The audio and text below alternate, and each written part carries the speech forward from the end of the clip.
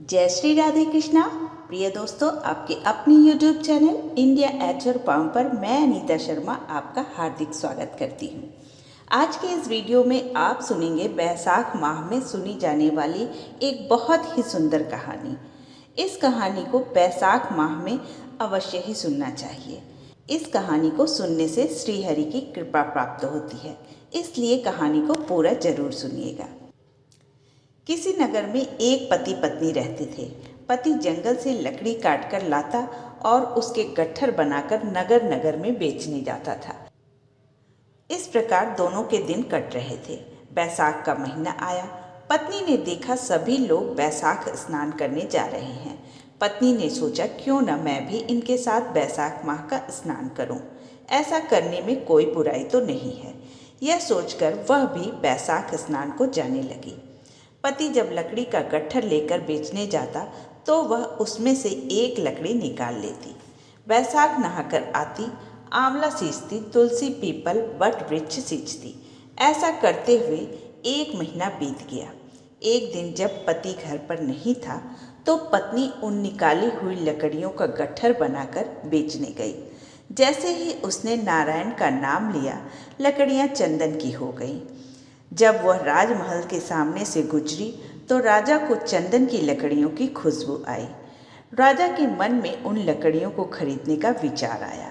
राजा ने पूछवाया कि लकड़ियों की कीमत क्या लोगी? तो वह बोली, आप जितना चाहें दे दें।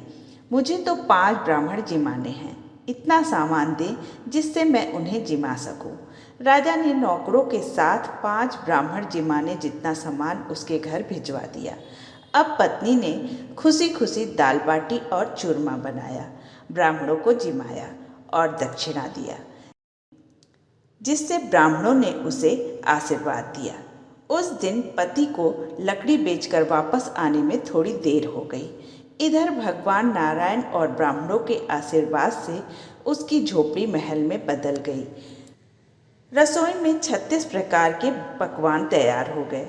पति जब लकड़ियों का गट्ठर बेचकर वापस घर आया तो उसे अपनी झोपड़ी कहीं नहीं दिखी।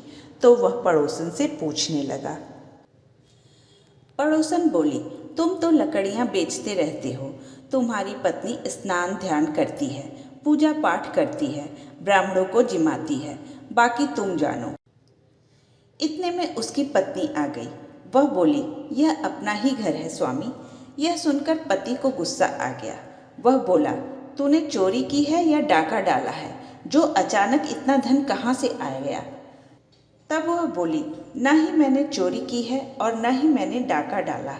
मैंने तो बैसाख माह का स्नान किया, आंवला तुलसी पीपल बट वृक्ष सींचा, उसका फल भगवान ने मुझे दिया। ब्राह्मण जिमाने के लिए रोज आपकी लकड़ियों में से एक लकड़ी निकालती थी। वो लकड़ियां नारायण की कृपा से चंदन की हो गई। बेचने गई तो राजा ने गट्ठर मांगा। बदले में मैंने भोजन का सामान मांगा, जिससे 5 ब्राह्मण जिमाए। वह दक्षिणा दी। ब्राह्मणों ने आशीर्वाद दिया, उसका फल भगवान ने हमें दिया। यह सब सुनकर पति को तसल्ली हुई। दोनों ने एक साथ भोजन किया और सुखपूर्वक महल में रहने लगे। हे नारायण, जैसे उन पति पत्नी के भंडार भरे, वैसे सबके भरना।